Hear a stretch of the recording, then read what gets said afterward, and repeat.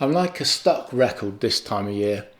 Most days I'll say, sounding surprised, the morning's much darker. Or things like it seems much later than it actually is.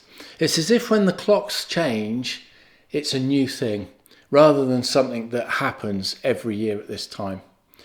But it's not just physical darkness that can creep up on us. Our lives can have moments where it seems that the light has suddenly disappeared. I suspect we can all think of those times. I've certainly had some in my life. To be honest, I wasn't sure how personal to get in this talk. I thought about some of the things that have happened in my life when I started to write this talk. And perhaps it's not right to share too much detail. But as I get older, more things happen in my life.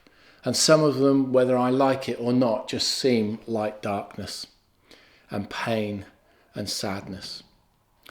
I think of one time, and you don't need the detail, but it involved a visit to A&E. And as we made our way there in the car, that drive seemed dark, very dark.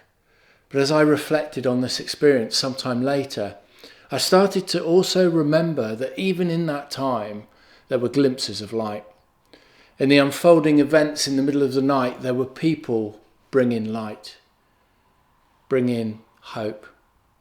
To folks like me who were anxious or injured, fearful and disorientated, the nursing staff, the doctors, and even others that were there with their own worries, who, just like me, gave a friendly smile or a gentle, "Are you okay?" As a Christian, I'm reminded of Jesus' words, "Let your light shine before others." For me, faith isn't about grandstanding, but it's about living a life that points towards God in the way that I act and the way that I care for others. I believe God has hardwired us for good. In my experience, I have glimpsed the divine light in strangers who've helped me. There seems plenty of darkness around us at the moment, the cost of living, the war in Ukraine, and now the fearful and terrible things that are going on in Egypt and the West Bank. We feel the impact as individuals as well as community.